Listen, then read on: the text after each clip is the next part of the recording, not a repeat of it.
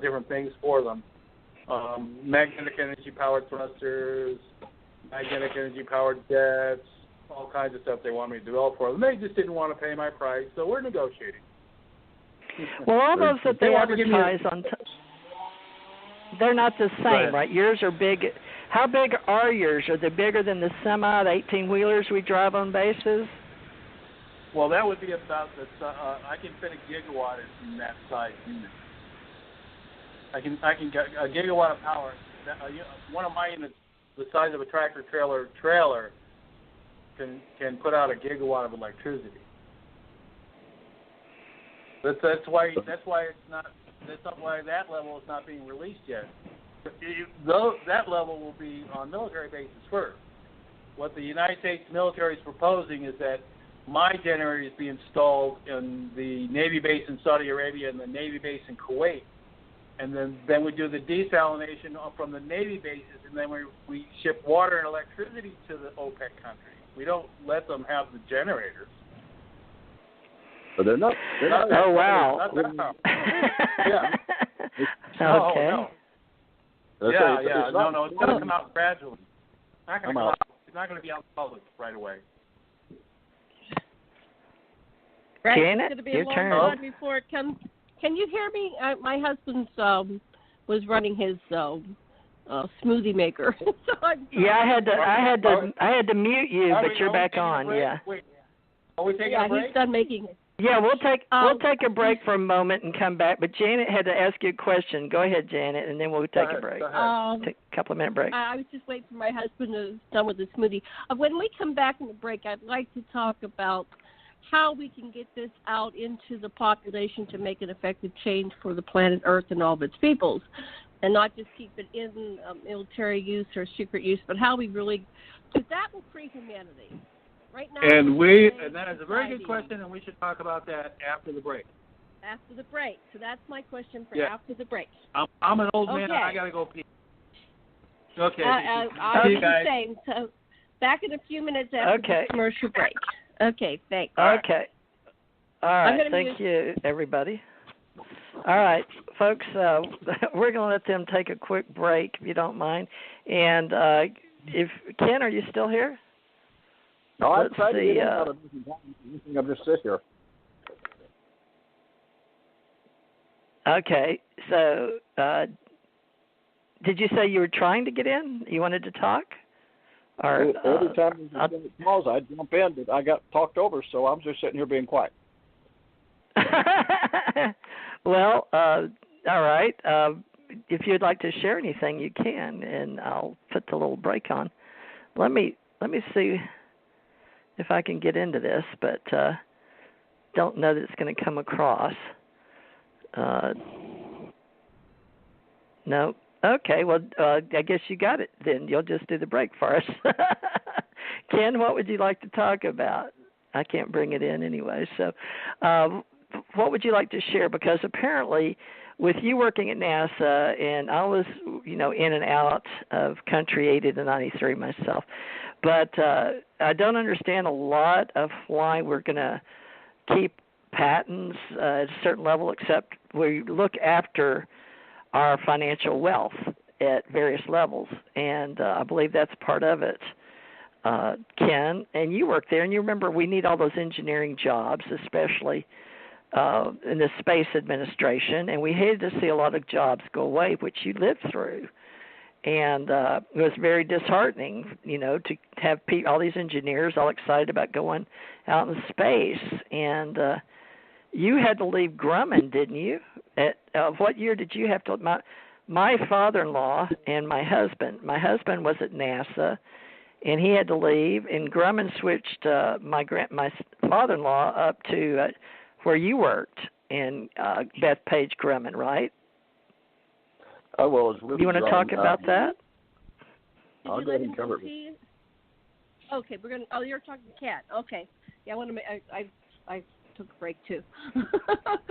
Yeah. So well, Ken, do you need a break? No, I don't need a break. Yeah, because we're still live. You didn't ask me to answer statements. Oh no, we're live. All right, I'm off. I'm going to hang up. Can I hear you? Don't Yeah. hang up, Ken.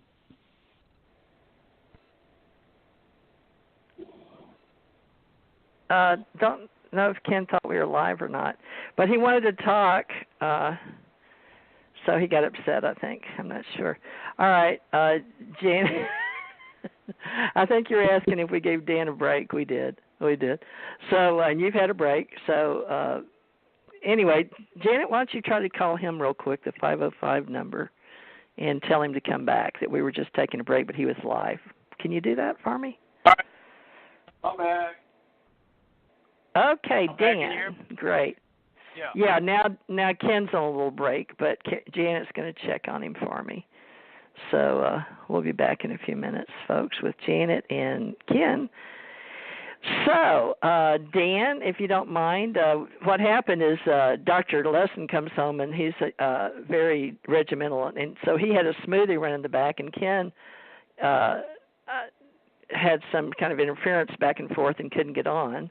So he was wanting to talk, and he felt like he couldn't get in. So he's just taking a break now. So, and everybody listened because I couldn't pull the break commercial up, but that's okay. Guess it wasn't meant to be.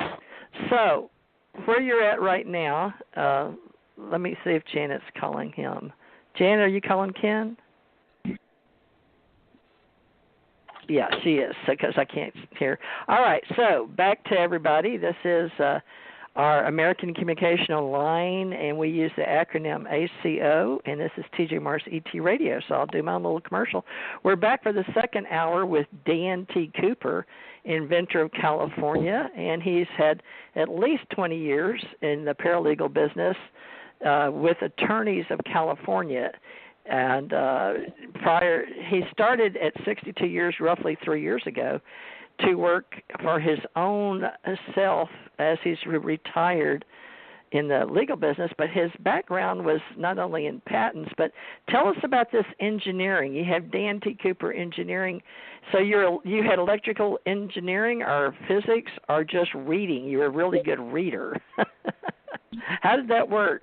Crossover, just based on experience? Yeah. I studied on my own. I had worked in civil engineering for quite some time. Before I concentrated in law, I was working in civil engineering from 89 to 93. I worked in civil engineering as an urban planner. I prepared tentative maps and stuff like that. Processed environmental. I wrote environmental impact reports mostly, and I worked with the engineers very closely. I did a lot of hydrology reports, stuff like that, sediment transport reports. I did a lot of that type of engineering work for civil engineering companies till 89 to 93, and then I got into law in 94. Paralegal work from that point on until I retired at I guess it was 2014. I retired in January 2014. I started my physics electrical engineering career. So yeah, I studied on my own, but of course I'd been working in civil engineering and I did electronics technician work for Westinghouse, so it wasn't that hard for me to pick it up. But yeah, you study on your own. You know, once you leave college, all college teaches you is how to read. But basically, yeah. Or be disciplined in one or the other, right? You learn more quantum physics possibly, or if you want to do journalism, they'd like you to have a 4-year degree. But as an investigator, you know, I took a little law enforcement, criminal justice, some forensics, English, a little psychology. But I was already working the whole time I was going to college, right? So it just depends on what you need. And then my certificates actually, you know, the government accepted my certificates, you know, in business and personnel information and using weapons and all that. They accepted my certificates, and then I had truck driving on and off bases, experience pulling for the Microsoft, U.S. Treasury, things like that. But I found out that my whole entire life prepared me for, you know, going into communications and doing what we're doing, even though I started on television and radio when I was a child. So if you're like me, your whole life prepared you to do what you're doing now. Can you help us with global patenting now? Because it sounds pretty heavy, but it's really not, is it? You just pay so much to do global patenting because you just did it. So why don't you tell us how you got a global patent? according to the 2014 treaty, the Paris Convention of 2014, anybody that files a provisional patent, the one-year patent, anybody that files a provisional patent, that provisional patent is good all over the world. You're granted a provisional all over the world according to the treaty. So anybody files in any other country a provisional patent, it's good all over the world. Everybody agreed to that. However, you have to turn your provisional within 1 year from the time that's granted, and mine was granted yesterday. From my most recent one on my 6th. That one was granted yesterday. But within a year, you have to file for the non-provisional. But that non-provisional, you have to file in all the 5 major regional offices if you want to get protection throughout the world. You have to file in all 5 of the major regional offices: Japan, the European Union, China, the United States, and what was the 5th? Just skips my mind real quick. Anyway, there are 5 major regional offices you have to file. South Korea, I'm sorry. So there are 5 major regional offices you have to file a patent in to get worldwide protection of your non-provisional 20-year patent. But you're grandfathered in for 1 year when you file a provisional everywhere, no matter what. Wherever you file it, your 1-year patent is good in every country. But you only got 1 year to get it together to go for the full-blown, to submit for to get into the process. Okay. Right? You want to know more? I'm following you. No, that's fine. I just wanted people to know the difference if they file in the United States versus, because back in the 89 to 94 when I was working, I had to do that, and I had to go over to Europe, and I had to pay attorneys. I had to pay attorneys in Washington, D.C. to do a lot of work. The attorneys out in the field, I guess, if you're not in Washington, D.C., to do the patent searches. So I paid some attorneys in Ohio. I was in Hawaii, so I had to pay them to do all the background checks in Hawaii, in the United States of America. Yeah, Janet, I can hear Sasha. I've muted you a couple times, but you're back on. You still have to do that in all 5 regional offices. For me to take I can't hear me at all. I'm muted. Can you hear me? Hello? I can. Yeah. Yeah, okay, we can hear you. You're the only one on here. Okay, because I was muted. You thought you were muted? So yeah, I was talking, you were muted? And you had muted me. I guess. Oh, okay. I put you on and off. Yeah, I was pulling you back to see if it was you or Ken. Yeah. No, Ken so did you hear Ken? He's not picking up his phone. He's not picking up his phone. So sorry. Okay. Well, he took a break. All right. We'll have him back go next ahead. week, maybe. He'll do tomorrow night. So yeah. we were talking about, or he'll do. So we were talking about before we went on this break. We were talking about what was I saying? Dan. Well, he was talking about helping me go to explain to people the difference, because I had to file in each country, right. And he talked about the global patent for a year. Before we went on to break, we were going to talk about how we can bring this to the world.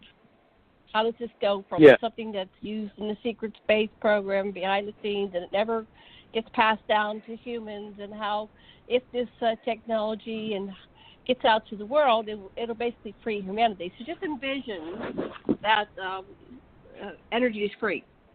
Right away, all energy is free. You don't have to buy gas anymore. You don't have to pay for any kind of fossil fuels. The planes will run for free. Everything will run for free.